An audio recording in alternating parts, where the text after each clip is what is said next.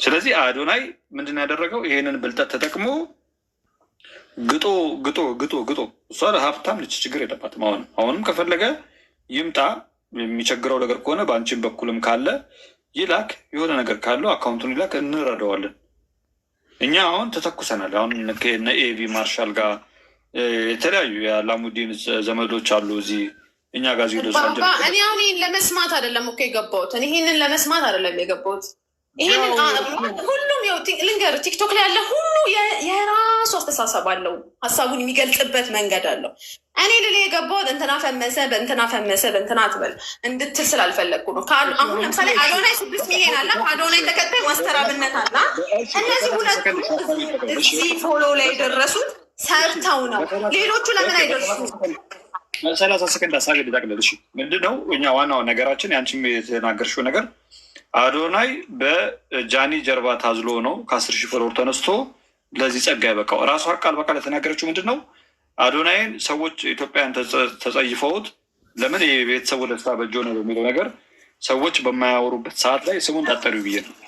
በዛ ሰዓት ላይ ሰዎች ሸሽተውት በነበረበት ሰዓት ላይ ጃዬ ነች ሄዳ ተቀብላ ኢትዮጵያውያን ጋር ያስተዋወቀችው።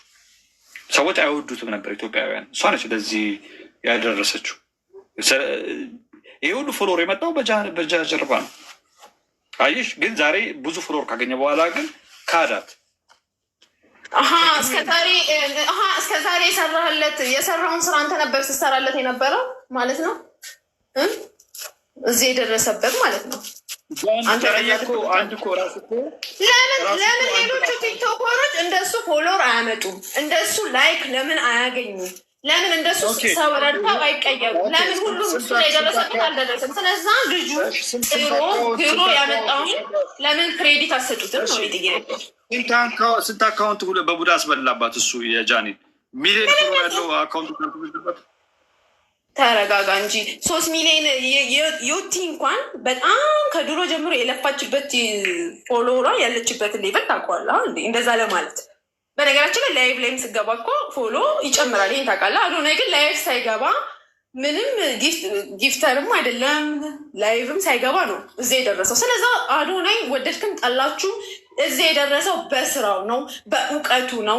ወጣቶች ደግሞ ከሱ መማር ከቻላችሁ ከሱ ተምራችሁ መቀየር ትችላላችሁ። አለበለዛ ግን እንዲገዝት ከፍታችሁ ቁጭ ብላችሁ ስለሱ እያወራችሁ ወይ ህይወታችሁን አትቀይሩም፣ ወይ ሰውን አትቀይሩም፣ ወይ አትረዱም፣ ወይ አታግዙም።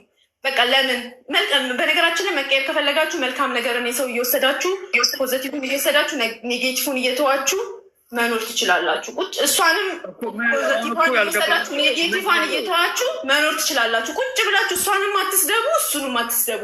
በቃ የፈመሱት በራሳቸው በራሳቸውን የፈመሱት ሁለቱ በቃ ሁለቱም ናቸው። ዛሬ እኮ ሁሉም ነገር እኮ መሰረት አለው አይደለ እንዴ? መጀመሪያ የመጣበት መንገድ እኮ አለ አይደለ እንዴ? አዶናይ በጃኒዬ ጀርባ እዚህ መጥቶ እንደዚህ ሆኛለሁ ያለው እኮ ራሱ ነው። አንድ ያለው ጃኒ አይደለም ያወራቸው ራሱ ነው። እንደዚህ ነበርኩኝ፣ ወጣቶች እንዲተማሩ እንደዚህ ህይወቴን ቀይራለሁ ብሎ ሞቲቬት አደረጋል። ይሄ ማለት ቤት ይጠራው ስንት ተደብቆ ወንዶች ስንት ተደብቀው ስንት ጉድ እንደሚሰሩ ቤት ይጠራው። ስለዛ ሞቲቬት አደረገ። በቃ እነዚህ ጨለማ ውስጥ ያሉትን ወጣቶች እንዲወጡ አገዛቸው። ሌላ ታሪክ ምንም የለም እኮ። ደግሞ ይህንን ነገር ሲናገር ስማኝ፣ ይህን ነገር ሲናገር እንደሚሰደብ ያውቃል፣ እንደሚረገጥ ያውቃል። የኢትዮጵያን ባህል በደንብ ስለሚያውቀው ማለት ነው። ባህል ያውቃል እኮ እንዴ፣ ሃይማኖት አለው ልጁ፣ ባህል አለው። ይህን ነገር ሲናገር እንደሚሰደብ፣ እንደሚረገጥ፣ እንደሚንቋሸሽ ያውቃል። ግን እሱ ወጣቶችን ለመቀየር አላማ ስላለው ነው። ወደዳችሁም ጠላችሁም አዶናይ የወጣት አርአያ ነው።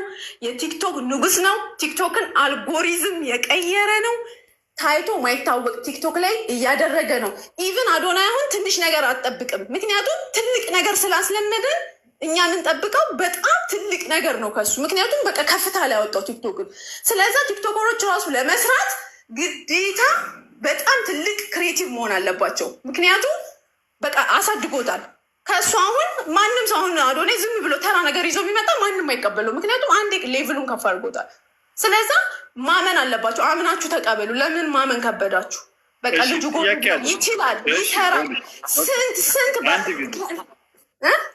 በነገራችን ላይ በቲክቶክ ታሪክ ለ5 አምባሳደር የተሾመ አዶናይ ብቻ ነው። 5 አምባሳደር። ይህ ማለት ድርጅታችንን ያስታውቅልናል። ልጁ ፓወር እንዳለው ስለሚታመን ነው። ያውም ዝም ብሎ አይደለም አምባሳደር የሆነው፣ ትላልቅ ነገር ላይ ነው አምባሳደር። ወጣቶች አርአያ ሊሆን ይችላል። አንዴ ናት ልሽ እኛ እንደሱ ማውራትም አይጠበቅብንም። እንደዚህ ዝም ብለን መለፍለፍ እንደ አዶናይ አይጠበቅብንም። እኛ አንጠላውም፣ ግን አይጠበቅብንም። እኛ የእኛ አምባሳደርነት ሳንናገር አሁን ጃዬ ነይሽ ትሸት ከሆነ ምንም አልተናገረችም። ምንም ባልተናገረችበት አፏ ተዘግቶ አምባሳደርነትን ገጭ። እሱስ ምንድን ነው? ኔክሶን አሁን ያረግሽውን ፕሮፋይሉን እያስተዋወቀ መከራውን አይቶ ምናምን በጉቦ ብር ሰጥቶ የውሸት አምባሳደርነት ተሰጠው። ምንም ችግር የለውም፣ ያርግለት። መሆን መመኘት ትችላለሽ፣ ግን በትክክል ቦታው ላይ ግን ትመጫለሽ አትመጭም፣ እሱ ሌላ ታሪክ ነው። አዶናይ ዝም ብለህ ለስም ከሆነ ትችላለሽ። እኛ እናውቃለን ከጀርባው ማን እንዳለ። አዶናይ ብር ከፍሎ አምባሳደር እንደሆነ እናውቃለን።